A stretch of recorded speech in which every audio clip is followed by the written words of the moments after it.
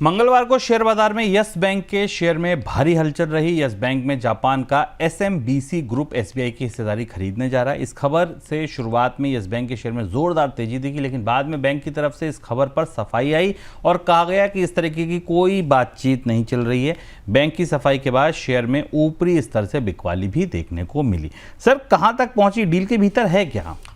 ये प्रतिक्रिया इस बैंक की जो बाद में शाम को आई, जो हमने देखी, जो स्टॉक एक्सचेंज को दी गई, उसने थोड़ा सा चौंकाया, क्योंकि इस बैंक में डील होनी है बात तो पहले से चर्चा में चल रही है, क्योंकि इस बैंक संकट में था। आपको याद है, इस बैंक के संकट के दौरान एसबीआई ने और कई प्राइवेट बैंकों ने इस बैंक में दखल देकर उसकी इक्विटी खरीदी थी और उसे उबारा था। तो इस बैंक से तो भारतीय बैंकों को एग्जिट करना ही है। SBI, axis, Kotak, ICICI, HDFC और एलआईसी जैसे तमाम निवेशक हैं जिन्होंने उस डूबते हुए इस बैंक को बचाया था, तो उन्हें एग्जिट करना ही है। चर्चा ये थी बाजार में, खबर ये थी कि जापान का सुमितोमो कॉर्पोरेशन, जो सुमितोमो बैंकिंग कॉर्पोरेशन है, वो इस बैंक में करीब 51% तक हिस्सेदारी खरीद सकता है। करीब करीब $1.7 बिलियन के आसपास की डील होने की चर्चा सुबह से बाजार में थी, जिस वजह से बैंक का स्टॉक 6% से ऊपर गया। और ये माना जा रहा था कि भारत में ये जो फुलरटन इंडिया की 2021 में डील हुई थी, उसके आगे सबसे बड़ी दूसरी डील होने वाली थी। इसके सहारे एसबीआई को इस बैंक से निकलने की सुविधा मिल जाएगी, क्योंकि एसबीआई को इस बैंक से निकलना ज़रूरी है। उसने बेल आउट किया था इस बैंक को।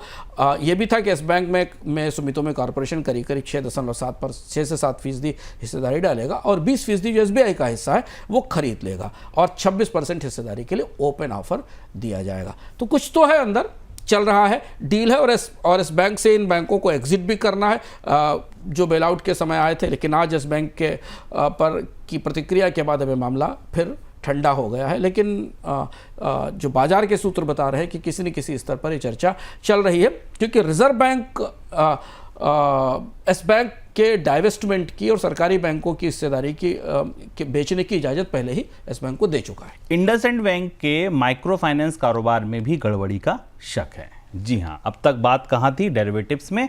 अब आ जाइए माइक्रो फाइनेंस में। रिपोर्ट में यह पता चला कि ऑडिटर्स ने माइक्रो फाइनेंस सेगमेंट में करीब 600 करोड़ रुपए की गड़बड़ी को पकड़ा है। 22 अप्रैल को बैंक की तरफ से कहा गया था कि माइक्रो फाइनेंस कारोबार में कुछ आशंकाओं का पता चलने के बाद उसका आंतरिक ऑडिट विभाग माइक्रो फाइनेंस कारोबार का रिव्यू कर रहा है। सर, अब ये क्या गड़बड़ी है? इंडसइंड बैंक में शुरुआत से हम लोग, जब से इसको शुभम कवर कर रहे हैं बोनस पॉइंट में और अलग अलग बता रहे हैं कि इस बैंक में केवल एक ही जगह नहीं, कई जगह हैं, और जिसको अगर हम अंग्रेजी के मुहावरे के तौर पर इस्तेमाल करें तो बहुत सारे स्केलेटन्स हैं कबर्ड में जो निकल कर सामने आ रहे हैं। ये देखिए प्राइवेट बैंक कैसे चल रहा था। बैंक जो हिसाब किताब रखने के ऑडिट के मामले में नज़ीर होने चाहिए, पहले उसने अपने डेरिवेटिव्स की गणना अलग की और 1500-1600 करोड़ रुपए का नुकसान उठाया। अब ये पाया गया कि ऑडिट रिपोर्ट में माइक्रो फाइनेंस में 600 करोड़ रुपए की डिस्क्रिपेंसी पाएगी। और हुआ क्या कि माइक्रो फाइनेंस के खातों में की गणना करते हुए चुनिंदा खातों में सारी एंट्रीज डाल दी गई, जबकि खातों की संख्या बहुत बड़ी थी। अभी बहुत सामान्य सी भूल नहीं है, क्योंकि जानबूझकर ही हुआ होगा। इतने बड़े बैंक में इतने खाते हैं, लेकिन सारे के सारी एंट्रीज या बड़ी एंट्रीज एक बैंक के खाते में डाल दी गई और इंटरेस्ट रेट को एडहॉक बेसिस पर इंडिविजुअल बारोवर के बजाय कुछ खास खातों में दिखा दिया गया। और ये अब मामला जब निकलकर सामने आया तो ये 600 करोड़ का मामला बना हुआ है। अब ये जांच जो अभी हाल में ऑडिट शुरू हुआ है डेरिवेटिव्स के घोटाले के बाद, उससे निकल कर आया है। और इसके बाद निवेशकों में, बैंक के निवेशकों में और ज़्यादा चिंता है कि डेरिवेटिव्स अकेला मामला नहीं था और ये एक दूसरा मामला है।